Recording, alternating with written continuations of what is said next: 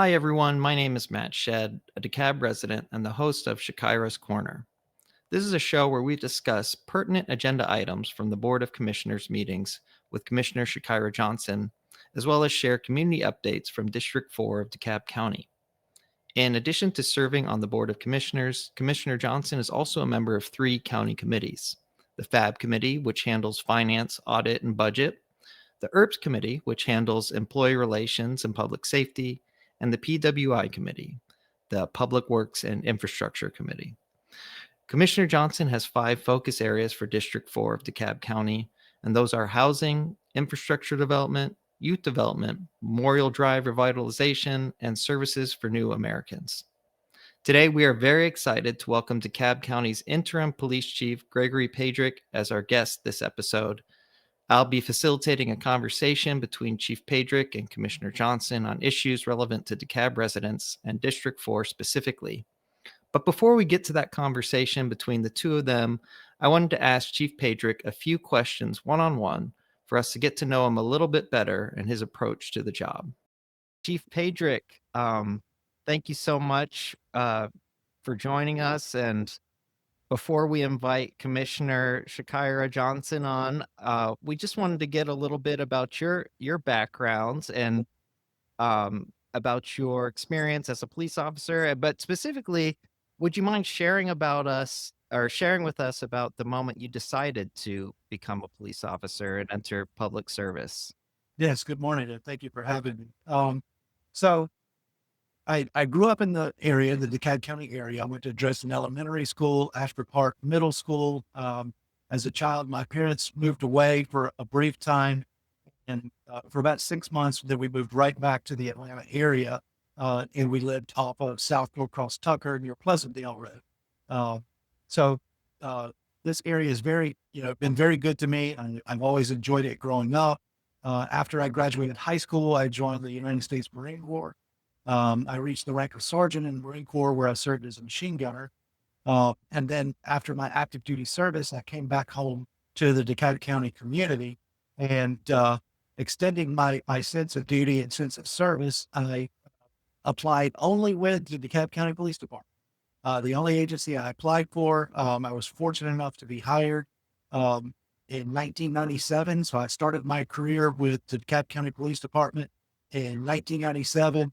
It's been an amazing journey. I've held every rank from a police officer to now the interim chief of police throughout the police department. And I've had the opportunity to serve the community in various aspects through criminal investigations, uniform patrol, nearly every precinct within the department, uh, homicide investigator, narcotics. So over 28 years, I've got to cover a lot of ground throughout the police department, and it's just been an amazing opportunity to serve our community.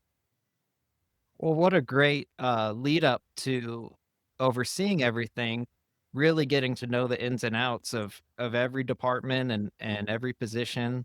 I'm sure that informs a lot of your decision making and how you interact and collaborate with your officers. Absolutely. Having uh, worked with, so many different officers and supervisors throughout the department, I have a good working knowledge, not only of the specific areas, but of the specific people. And we all work together for the benefit of the community, and being able to understand the complexities of each different area is a huge benefit to benefit every investigation, every officer working those investigations, and the community as a whole. That's great. And so was being a police officer something I know it came after your military service, but was that something as a kid that you thought, this is what I want to do someday?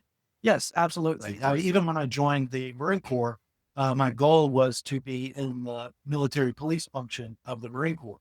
But I was too young when I joined the Marine Corps, so I wasn't eligible to be in the military police field. So of course, I'm a good Marine recruiter, put me in the infantry. He says it's the next closest thing. So uh, having that opportunity in the infantry, but also I served in security force function in the Marine Corps. kind of led me up to and took me on that path. But the Marine Corps was a great opportunity to develop, a sense of duty, discipline, and doing the right things. So I think it even prepared me better to become a police officer in our community. Well, that's great. I think that gives us a good sense of you as a person and kind of your ethics and your outlook on this position. So I really appreciate you sharing the more personal side of this. And now we're going to invite Commissioner Johnson onto the stage with us to talk about what's going on in the department right now. So thanks again.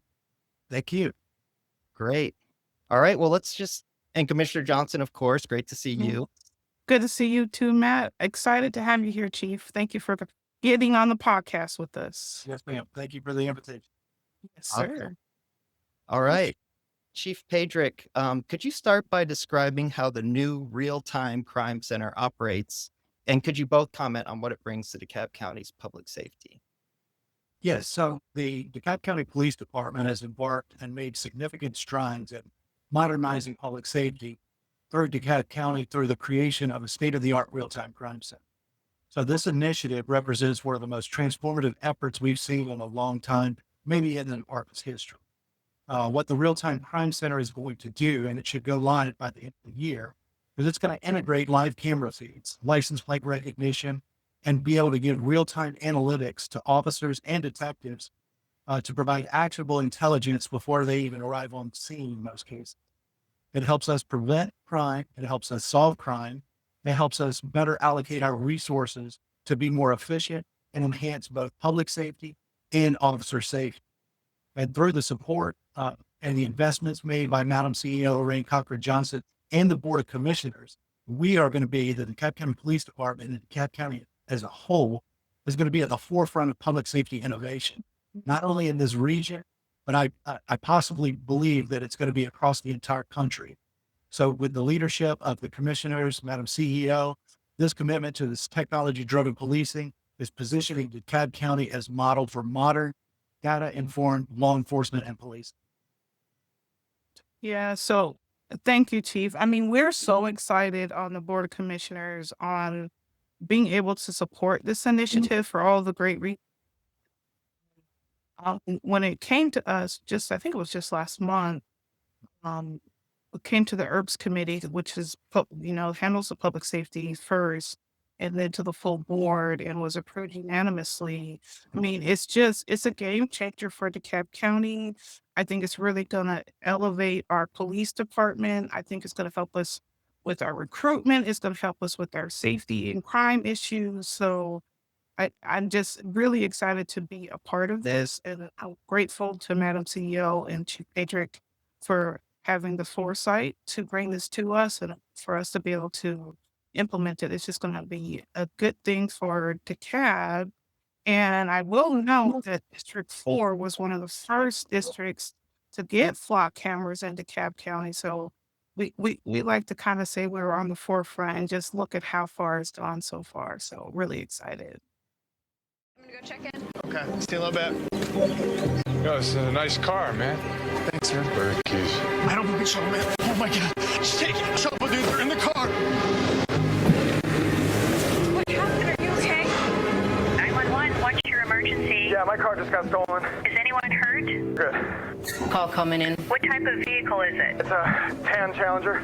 Help is on the way. Thank you. Possible carjacking in the Creekside Inn. Copy that. Launching drone. Police have been dispatched. Officers are currently... Air 1 is en route. 3260. I'm en route. Pulling the camera hotel. I'm checking the recorded video. Arctic 1 to units. The vehicle has black racing stripes. Suspect description is white male, red shirt, black hoodie. Run that vehicle through freeform. I got the plate. I'm adding it to the hot list now. 1580. En route, Lurch. ETA 1 minute. That tag just hit on Maple and 5th. Air 1 to units. I'm en route. 30 seconds out. 260, I'm rerouting. Air 1 to units. I have visual on the suspect vehicle. Direct travel southbound on Elm Street, approaching 2nd.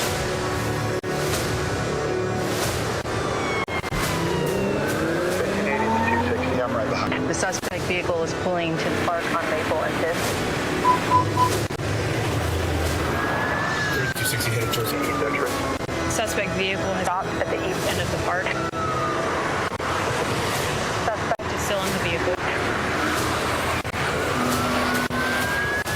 Police, let me see hands. Open the door. Step out of the vehicle. Face away from us. Back up. All right, on the ground. On the ground. All right, got you covered. 3260, one in custody.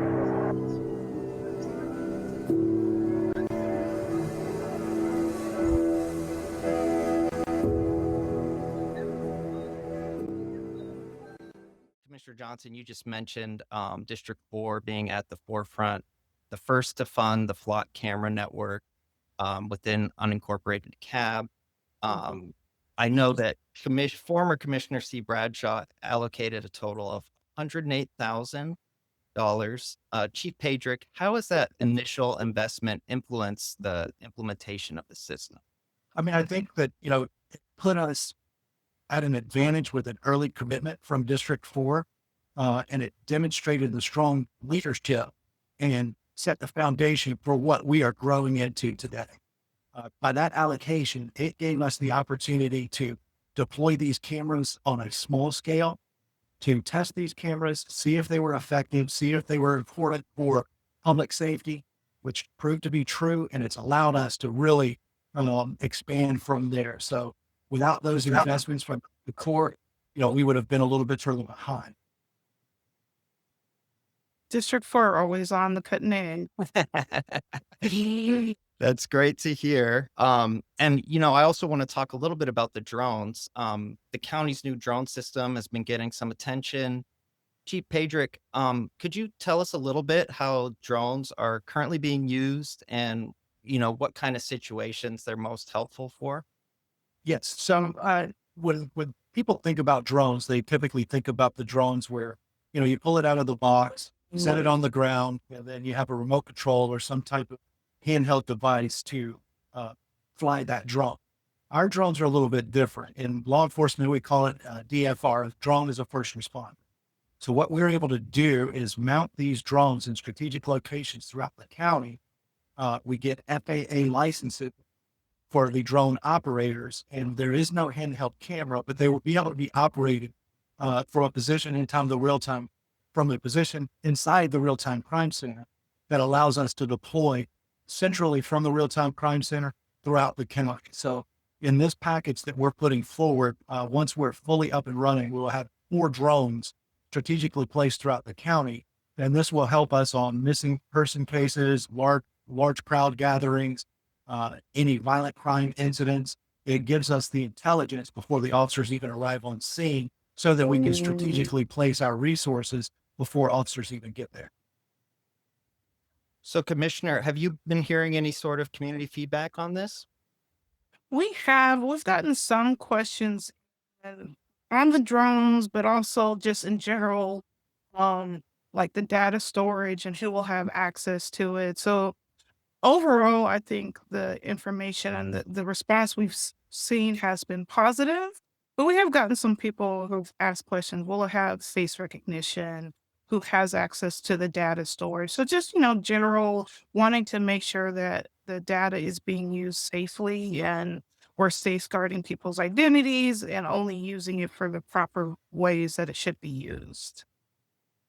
Yeah, Chief Padrick, would you mind commenting a little bit on that about transparency and, balancing innovation and public trust with, those privacy concerns that Commissioner Johnson brought up? Know that data privacy and security is an extremely serious issue, and we take it very seriously. But every piece of technology that we deploy, whether it's the cameras, the drones, and even our in-house data systems, all of it is governed by strict internal policy, audit trails, and access controls. So we closely monitor this with our vendors, with federal partners, and we ensure that it cannot be misused or accessed by unauthorized individuals. We use the technology to protect, but never to intrude. Accountability and transparency are going to be built into every system that we operate. That's great to hear. And I know hopefully will allay some people's concerns. And also to help with that, can you touched on this a little bit, but could you give some specific instances where all this technology has really helped in the county's policing efforts? Well, and the biggest thing that, we've seen big wins on is our flock safety cameras, our license plate recognition. When we get this information, it helps investigators quickly connect crimes, connect incidents, in many cases, locate stolen vehicles, locate wanted suspects, and even track suspects that are fleeing a scene. So if an officer gets a lookout on a vehicle, we are able to utilize this technology, and that lookout is the suspect who's getting away from the crime. We're able to utilize that technology to quicker apprehend or identify that suspect. And we've seen many arrests from this technology in major cases, including homicides and other violent crimes, even locating missing persons. We can put information out in the system to locate missing persons. But I do also want to touch on it. I think it was mentioned about the facial recognition technology. Cameras do not use facial recognition, and all of our systems comply with stringent federal security standards, and it's all CJIS compliant, which is the criminal justice part of it, and the criminal justice information system. So we have to comply with all of the rules and regulations. And those safeguards ensure that the technology is reliable and responsible. It still remains privacy focused. And can you touch on a little bit, Chief, how it can integrate with other jurisdictions? I know, like City of Stone Mountain, for instance, they have flock cameras, but not a crime center. But I do know, what is it? Dunwoody has a crime center. So how will this be able to integrate with existing systems? So one of the advantages and one of the reasons that we looked at flock is because many of the county agencies inside DeKalb County, the city agencies that operate, they utilize flock safety technology as well. So we will be able to integrate with them through memorandums of understanding and following the proper protocols to access their data. They have access to ours. Again, all the safety protocols are in place to control that data and who accesses it, but it gives us a broader network. Not only that, there is a huge component of the public sector who invests in flock safety cameras. And in most of those cases, we will have access to the public sector cameras as well. Yeah, I think to me that was one of the really one of the many big selling points on the system is how well it can integrate and just make us as a region, be able to work even better together. I know you're already doing that with your regional partners, but to be able to strengthen that and really tackle crime across borders is really important. And one of the big integration pieces is the community improvement districts. They invest in flock technology. They share. Many of the homeowners associations, they invest in the technology. They share. The business communities do as well. So, we see a huge benefit and basically strengthen numbers by having this technology. Well, that's great. That gives us a lot of really helpful information to know, and it's great to hear how we're able to cooperate too with other counties to be more effective. I wanted to hear also about, we all know that recruiting and retaining skilled people has been a challenge for police departments, nationwide, really. Can you both comment on the recruitment and retention efforts that are underway right now? Oh, I won't steal Chief's thunder, but I know we've made a concerted effort on the BOC and Madam CEO on making sure that we're providing the chief with what he needs to make sure that he can get his numbers up. And I think we've seen a big improvement this year. And I think when we get this with this crime center coming, I think that's going to help as well. But I'll let Chief give us an update. Yes, ma'am. The Madam CEO and the commissioners have made a significant investment to make the DeKalb County Police Department competitive across the field. That has been a huge benefit. So far this year, the department has experienced both growth and stability in its workforce. We're not seeing people leave like they did before. Our staffing numbers have increased. We started the year with 527 sworn. We're up to 565 now. So that's a 7.2% net growth rate. And we still have the last couple months to go. And we have another academy that we're gearing up for before the end of the year. So we've achieved an impressive 91.3% retention rate. as I mentioned, they're not leaving. We've seen that the majority of our original workforce remained employed throughout up to this point this year, and the turnover rate is only 9%. But these metrics do demonstrate that employee retention and positive staffing momentum. We've added new classes, and the Real-Time Crime Center will also be able to add many civilian analyst positions to assist in broadening our workforce and bringing fresh expertise into the department. Yeah. Oh, go ahead, Commissioner. Yeah, I was going to give him to see if he'd talk a little bit more about that, because that was another really interesting thing to me, is how we're basically doing job creation as well, where we can get civilians with good paying jobs that are important jobs with our police force. Yes, ma'am. And our civilian crime intelligence analysts are going to be the backbone of the real-time crimes. That allows us to still keep the officers on the street without pulling them off the street to work inside the real-time crime center. But we will have very trained and skilled crime analysts that would be able to operate the systems within the center and communicate with the officers on the street, giving us more civilian staff and also keeping our officers on the road. You mentioned the number of sworn officers that you all have right now. What would be the goal, or do you feel like you're at a good number right now? I think right now, we want to increase, and we're hiring. And we offer many hiring events, and we continue to hire, but we want quality candidates. But right now, I believe we're budgeted. Our funded positions are about 850 or so sworn officers, and somewhere in that ballpark. And as the interim chief, I would want even more than that. But let's get there before we ask for anything else. But also with this innovative technology, we may not need to increase above that number once we get fully staffed. But I would like to see us reach full staff with our funded positions, and then redetermine where we need to go from there. You said 850 is what we're budgeted for, but currently, did you say 500 and We're at 565 right 565? Okay. now. But we do have another academy class starting before the end of the year. And one of the biggest things that we have seen trend upward this year has been an incredible number of returning employees, returning officers, that we don't have to put through the police academy. So they are an immediate benefit. They're already post-certified. They're familiar with the department. And I think at this point, we've hired approximately 25 to 30 certified officers, and about half of those are returning officers that are coming back to the DeKalb County Police Department because they see the trajectory of our department and where we're moving forward. And I really want to highlight, Chief Padrick would never toot his own horn, but he is doing a really good job as our interim police chief. He's been with the department for well over 20 years. And so with that experience and that knowledge, and he's just familiar with the system, I think it's really showing that the growth that we're having in the department, and just the fact that people are coming back and wanting to work with us again is a great sign. Thank you, man. And, Chief, you mentioned at the beginning of one of your responses that you've had the support of the Board of Commissioners and CEO Lorraine Cochran Johnson. Can you comment a little bit on how that helps in terms of you all cooperating together?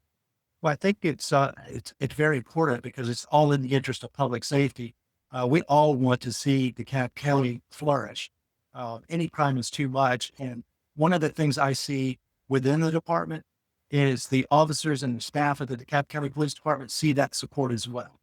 So not only do I see it, but it's also my job to make sure that our employees see it, and it affects the morale and the efficiency of the department. And we're grateful to have that. And I think that's something that we need to champion, each and every day, that we're all working together for the good of DeKalb County. And as a commissioner, I know me personally, we interact with pretty much the same officers during like meeting days. They're there to protect the room and protect us and make sure we're get to our car safely and everything. And I tried to keep a cordial rapport with them, let them know that we appreciate what they're doing. And it's a give and take, and we have to support each other because we can't be successful in the initiatives that we want to push forward as commissioners if we don't have a safe community. If crime is out of control, we're not going to get economic development coming. We're not going to have the growth that we want. So you have to it is important that we are supporting each other, that we're supporting our police department, our fire department. It truly needs to be one DeKalb, as we like to say, but you really have to put that into action. And I do feel like we're doing a good job of that right now. That's good. Yeah, and along those lines, I also wanted to ask about if Chief, if you could begin by providing your thoughts on community policing efforts like Citizens Academy, community ambassadors, those types of undertakings. Absolutely. And we talked about technology, some of the departmental operations and transforming how we fight crime, but none of that is relevant if we don't have community engagement and community police. Community relationships remain at the heart of how we serve. That is why we are here. We are here to serve the community, and we are very transparent, and we want to continue to strengthen public trust through many different citizen engagement and community policing initiatives. We could probably spend a long time talking about some of the many of the events that we do, but it is across the department. And I'll start with, as you mentioned, the Citizen Police Academy. So what the Citizens Police Academy does, it's very hands-on. It's a behind-the-scenes program that gives residents who apply to come to the Citizens Police Academy. There's a background check, there's a process, but they get direct insight into police operation. They go through classes that involve investigations, how we make decisions. The participants graduate with a deeper understanding of law enforcement, and as mentioned, they become some of our strongest community ambassadors. What they go through, and we've changed it up a little bit this year, and it was normally a 10-week Citizen Police Academy, and it's one night a week for 2 hours. But we, based on the feedback, they wanted more. So we've extended it to 12 weeks this year. And I'll just go through the list. I've got it in front of me. Week 1 starts with a departmental overview with our mission, goals, and organizational structure. And I'm there week 1. I introduce myself and the command staff, the 3 division commanders. They go through what their divisions, and so it's a big overview. But then starting in week 2, they really dive into use of force, what we do as far as de-escalation and our duty to intervene, what officers go through for that. Real quickly, week 3 really gets deep dive into our criminal investigations and what our detectives do. Week 4 gets into internal affairs. Internal affairs are the police officers that investigate the police officers. They investigate the complaints. So it gets into what internal affairs function is and how they do what they do. Week 5 gets into active shooter and gun safety. How we approach active shooter situations, how we would like citizens to respond to active shooter situations, and really diving down on the gun safety portion of that. Week 6 gets into our crime scene investigation. So our crime scene investigators, they're civilian positions, but they are our forensic component, and they do all of the crime scene investigations, the measurements, the blood pattern analysis, whatever the case may be. So they get a deep dive into that. Then the next week, we typically have a guest speaker. This year, it was Madam DA Sherry Boston. She then gave a prosecutorial overview from the district attorney's office perspective. After that, we go into our special operations. Our special operations covers our helicopter, our K9, our bomb squad, our motorcycle group, many of those components. So they get a deep dive into that for 2 hours.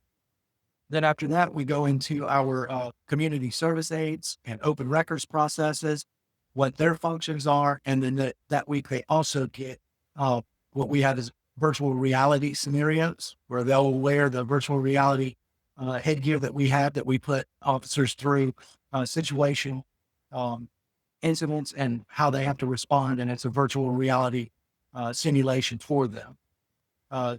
Then after that, they get mobile crisis and our police athletically. Our mobile crisis unit deals with some of the mobile crisis issues or mental health issues and how we respond. And we have a great mobile crisis unit model It's a dual response model where we pair an officer with a licensed clinical social worker, and they respond to calls together to any mental health crisis calls.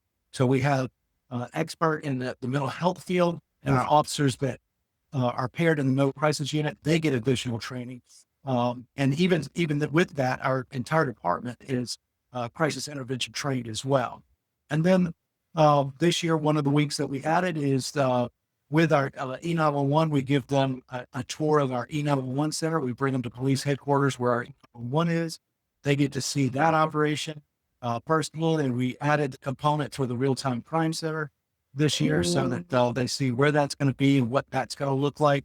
And then in the final week, we'll do our academy graduation, if you will, the Citizen Police Academy graduation. We have a dinner and we present them with all of their certificates for graduating.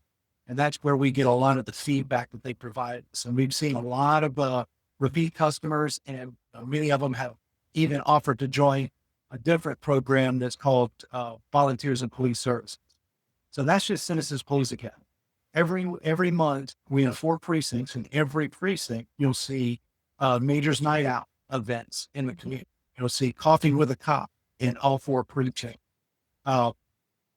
They handle many different neighborhood and business community meetings that we will set up. If we're invited, we go to those. And then that doesn't even touch on our police athletic league, our community policing unit. So all of these programs, and I could go on, I could take up the whole hour or so talking about our community engagement. And that is still at the forefront of everything we do. And Sir Robert Peel, back in the 1800s, pioneer policing, says that the police are the public and the public are the police. It is a true community partnership. But these programs reflect our belief that effective policing starts with genuine community connections, because when our residents feel safe, then they and heard and respected, then our entire community becomes safer and stronger together. That's a great overview. I didn't realize we've talked about it a little bit in committee about the Citizens Academy, but I hadn't seen or heard all the details and how in depth it is. So that's just really amazing. I'm always a strong opponent of communication and information. The more you can communicate and give information to your constituents and your citizens, just the stronger that will make them, and that understanding will help build a more cohesive community. And it sounds like that is exactly what you guys are doing with your community involvement. Yeah, I'm just really excited to hear how there's so many ways that people can connect and get involved and be engaged. And I love what you said about, the citizenry being part of the effort. I think that's really important for building trust and transparency. What do you find, Chief, that people are most surprised about when they start to engage, and whether it's the academy or the outreach events? I think that, especially speaking from the Citizens Police Academy, they see a whole different side that they didn't understand was going on, and it gives them a different perspective. And that's why the Citizens Police Academy is so important, because we want them to go back to their neighborhood associations that they participate in and explain when somebody says, well, the police shouldn't have done that. They can say, well, I know why they did that now. So they get to see basically the ingredients that makes the final product and understand more. And one of the surprising things I think they see is how much we do actually do, and how many policies and procedures are in place to kind of guide what we do and make sure we do it the right way. No, it's great to hear. So I'm going to pivot a little bit here. I'd like to hear, Chief, from your perspective and expertise and involvement in this. We hear a lot, read a lot, hear a lot on the news about crime trends. People often wonder what those numbers really mean that make up those trends. So can you comment both on how those numbers are categorized and what they actually mean? Absolutely. So the crime trends, and that's something that we look at every week, and I look at almost daily, um, because that gives us the strategies of how we are going to address issues, deploy resources. But the crime trends right now in DeKalb County are trending downward in key categories. We've seen significant reductions in homicides and traffic fatalities compared to last year. But that's reflective of proactive enforcement and the use of technology. I think the technology plays a piece in it. Our property crimes, we've seen a reduction this year. And many of the property crimes, and when I say property crimes, that's burglaries, theft, fraud, things of that nature. But the way they're categorized, it changed a few years ago, and our crime categories are governed by FBI. And what we used to report under was called UCR, which is our Uniform Crime Reporting Index. And that was the model that we reported crime. And it changed a few years ago to a system that's called NIBRS, and it's National Incident-Based Reporting System. The feds like to use acronyms. So now we went from UCR and now we're on NIBRS, the National Incident-Based Reporting System. But what NIBRS did, and I really like it, it provides us with a more detailed and accurate picture of crime, because under UCR, not all incidents were recorded. If we had a cluster of incidences, it stayed as one incident. But now every offense within an incident is recorded, not just the most serious one. So we had a homicide and 3 other people were shot under UCR. You would not have those 3 aggravated assaults. You would only have 1 homicide. Now with NIBRS, we have 1 homicide and 3 aggravated assaults. So we're getting a more detailed picture to accurately develop our strategies of what we need to do. And we capture more information about victims, about offenders, about relationships, but it also helps us focus on community safety through using that data. And then we identify emerging crime trends, crime patterns, and that's how we deploy our resources. We hold bi-weekly meetings. We call it CompStat, but it's computerized statistics. And we look at the crime data and we go precinct by precinct, area by area. This is what your crime trends are saying. What are you doing? Here's where I see a problem. What are you doing to address it? And the precinct commanders, the division commanders, they're responsible for identifying these trends and addressing them so that we have, full accountability across the department to address these issues. But the way the data is in NIBRS now helps us even be more strategic with our deployment of resources. So how can the community see some of that trends? Because we had a community meeting, I think it was last week, and some of your officers attended, and there had been an incident in that community where a neighbor had been assaulted, and happenstance or luckily one of the officers in attendance of that meeting was actually the responding officer to that incident. So the community had been on next door talking about, oh, crime is this, crime is that. That one incident was making them feel like there was uptrend in their area. So how can we, but it was an isolated incident and not a trend. So how can we make sure the citizens can see some of this data? I know they can't see all of it.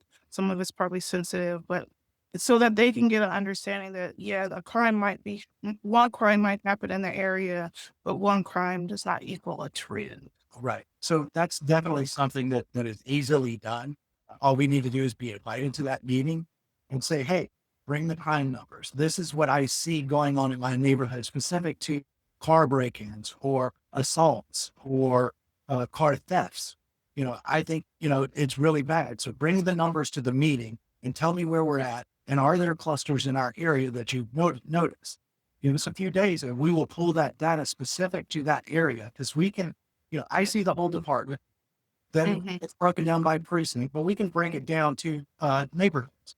But one of the benefits of the community that many people don't know, and we try to put it out as much as possible, is crimemapping.com.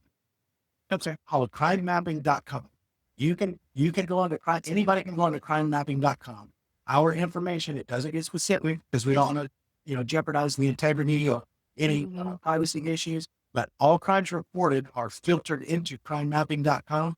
So if I live at 123 Smith Street, I can go on to crimemapping.com. I can put in 123 Smith Street, DeKalb County, Georgia, and it'll give me up to 6 months of data of any and all crimes. And you can click on which ones you want. You can delete the ones you don't, and you can expand that area, very close and go large. So crimemapping.com is accessible to all of the DeKalb County residents, and our information is in there to pull the most recent crime data. Yeah, we'll definitely make sure we're sharing that website so people can know and feel comfortable when they do happen to see a crime in their area. Yeah, we'll make sure to put a link. We'll put it up on the screen, and then also in the description, show notes for this episode. And with that too, every citizen should know what precinct they're in, and they should also know not only their precinct commander, but just as important is every precinct has a civilian public education specialist. So all precincts have a dedicated public education specialist. Their sole job is neighborhood associations, business associations. They can do what we call SEPTED, which is crime prevention through environmental design. They can do SEPTED assessments to help harden a home's target, a business's target. So a public education specialist is a wealth of knowledge and has all of this information that they put out all the time. And that's their full-time job. That's really good. Yeah, that's great. So it's kind of nice. We're kind of flowing pretty naturally here in the terms of when people call in about a crime or an incident, whatever it may be. How can you give us a sense, Chief, of how those calls are triaged and what response times people can expect? Yeah, so the response times vary by priority. So there are different priority calls. Priority one is obviously the most serious. Priority two is we need to respond as quickly as possible. And a priority three can wait a while. So that's kind of where they go into the triage category. Typically, you would think that, it's first call in, first one dispatch.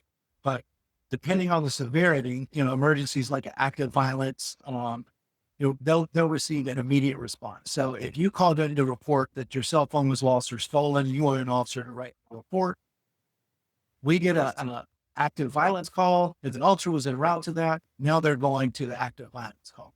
So you may wait longer for something like that. So non-emergency calls can be delayed and, queued differently, but we're going to hit the most active violent and the most threat to public safety first. But with improvements in technology, again, GPS tracking, all of our cars are GPS tracked. All of the officers that wear body worn cameras are GPS tracked. So that will help us better dispatch coordination in finding a closer officer to that scene. But we get, we have a heavy call volume, and we do triage those calls and handle them, based on priority and the needs of the community. And then for the top priority, the violent crimes that might be occurring, it's my understanding that it isn't just also one officer may be responding. You're probably sending multiple officers to that one call, which also means that they're concentrated in that area and therefore they cannot get to some of the other calls until that scene is cleared. Is that right? Yes, ma'am. Yes, ma'am. So, we deploy by one officer per car model, but many of the incidents take multiple officer response. Even a traffic accident, you'll see multiple officers on scene. If it's blocking the roadway, we've got to clear the roadway, make sure it's safe. Traffic control, things of that nature. Definitely on an aggravated assault or a person shot call, we're going to do everything we can to send multiple officers, not only to get to that victim and get them treated, but also make sure the public is safe and make sure our officers are safe as they're responding as well. I just think it's really important for our citizens to understand how complicated a 911 call can be. And yes, if you're just 911, you definitely feel like yours is the most important, but we have to look at all the calls and make sure that we're addressing the most egregious issues first. Yes, ma'am. And that's another benefit, while we're talking about 911 calls, the technology. Again, I keep going back to that, but with this new digital shield and the real-time crime center, what we're going to be able to do is integrate our 911 system into the real-time crime center. So officers and in the real-time crime center and officers in their patrol car will be able to see the 911 call in their territories before it's even dispatched. So they'll look at that and say, "Oh, this sounds important. I may need to go ahead and self-dispatch to that area instead of waiting for 911." So they'll see a lot of that stuff a lot quicker because it does take time, even in the 911 center, for the call taker to receive the call, get the information. Sometimes the information is difficult to extract, to determine what they need to send, and then that call from the call taker is sent over to a dispatcher. And then the dispatcher's got to figure out, okay, which officer do I send where?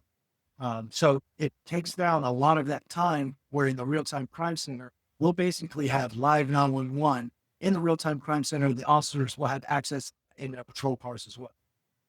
So in the patrol cars, let's say if maybe a shooting's happening in the area and you're getting multiple calls coming in from that area. So if the officer's seeing, well, look, there's 6 calls coming from this area, is that when they may start going ahead and moving towards it? Okay. Absolutely. Yes, ma'am. Gotcha. Great. And I mean, I imagine, just as we continue hopefully to see retention and recruitment improve, we'll also see a decrease in wait times for the less urgent. So that's great. So there's been some shootings recently along and near Central Drive, I should say. Chief Padrick, what can you share about how the department's responding to those? It's something that we are very aware of along the entire Central Drive corridor, Central and Harrison.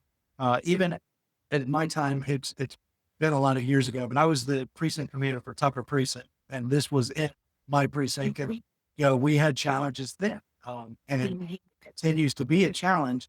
But the biggest thing I can say, is that we're aware of it. We work it as hard as we can. The community has to help us. Many of these incidents go unreported or underreported. And that's something that we've got to do to work better with the community and the police officers to prevent any further violence. But these incidents are being treated as high priority. We always, when we have these incidents, as I mentioned earlier with Comstat, and we see these trains and everything else, then I ask the precinct commanders, what are you doing? Is there additional patrol visibility? Is there any other interagency coordination? Can we reach out to the sheriff's department to see if they can assist with additional visibility?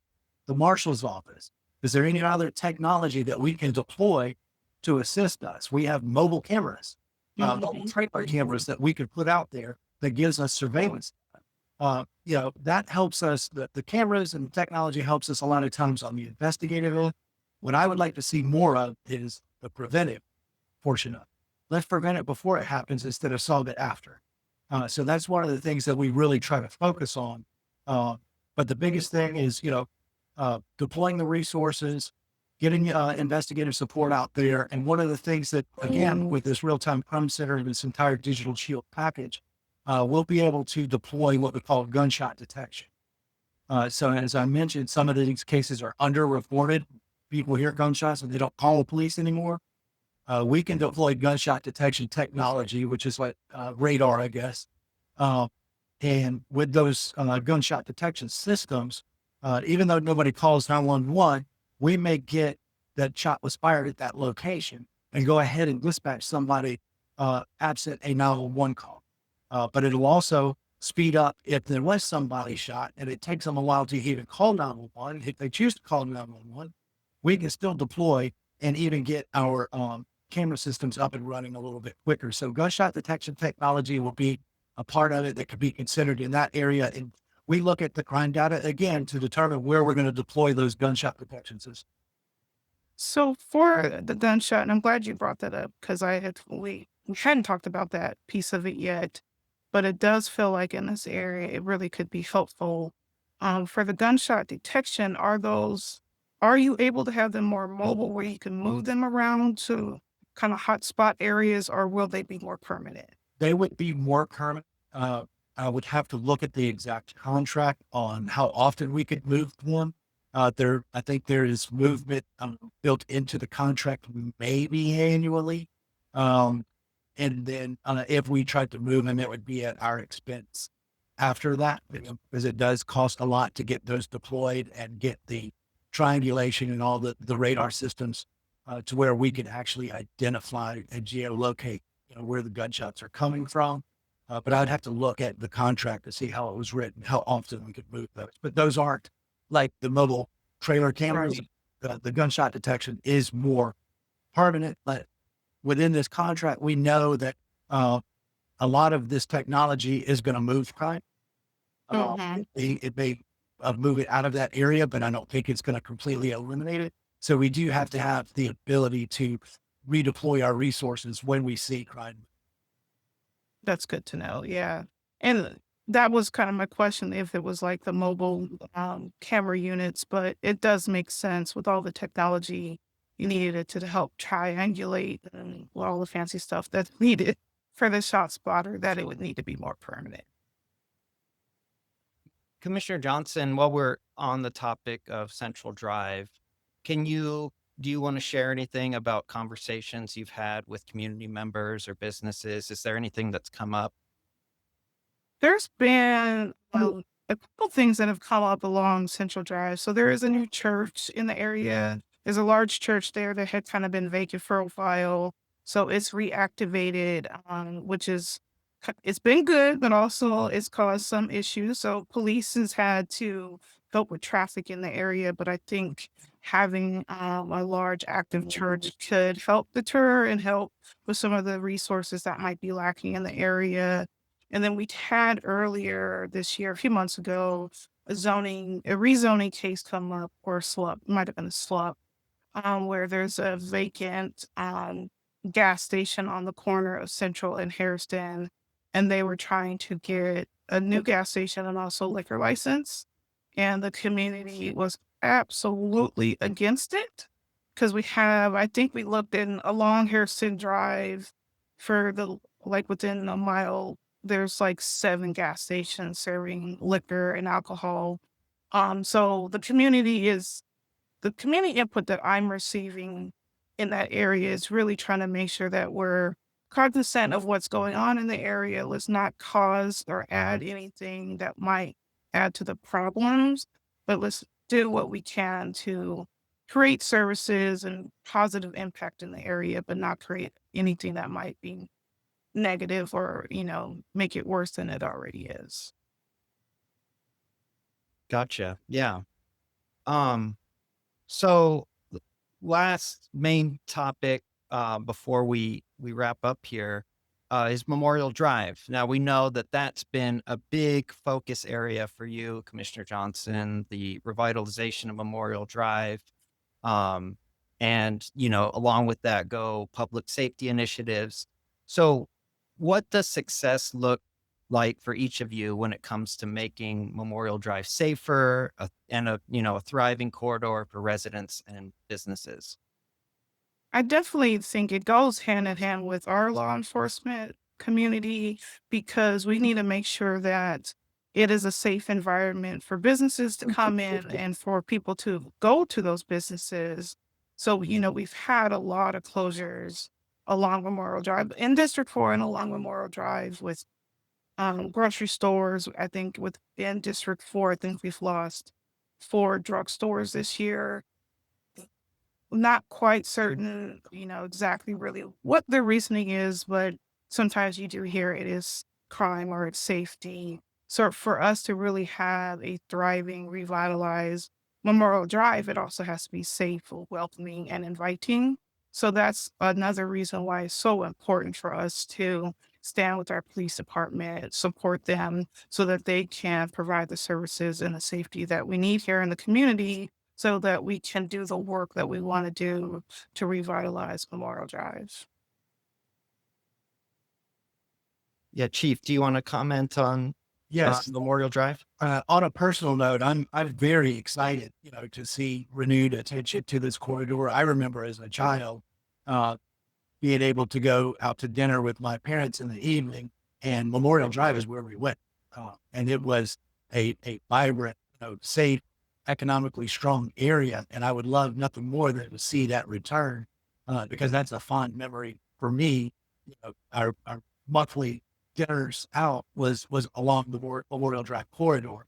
And the biggest thing is, and Commissioner is exactly right. The quality of life and the crime issues make it difficult economically to sustain Memorial Drive. So we have to address those issues from a public safety standpoint, because when the residents and businesses feel safe, then those investments will follow. And, so that's the momentum that we need to, capture and make a commitment to bringing down even the perception of crime and quality of life issues along that area, so that we can revitalize it. And I would love nothing more than to see that.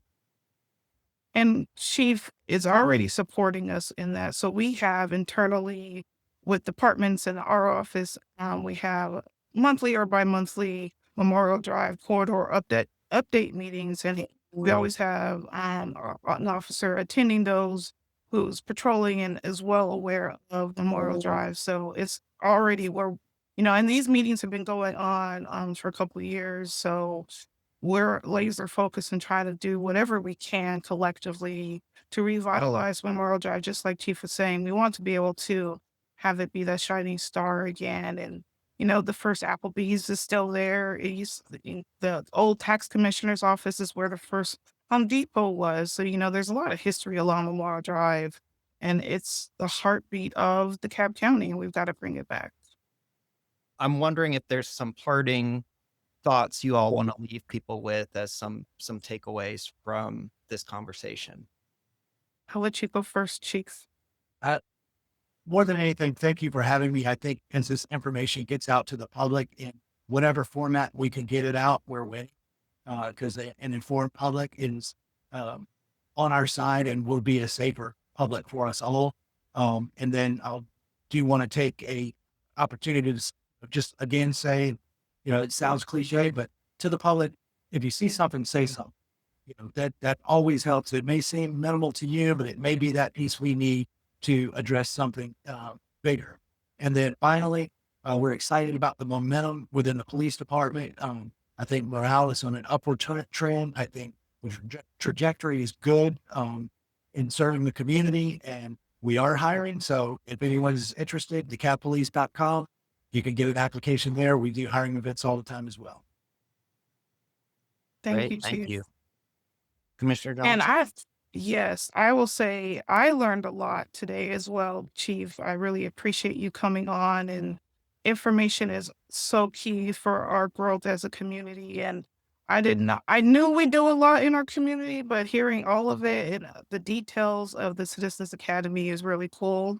I don't know, do you take commissioners as well? They're fail.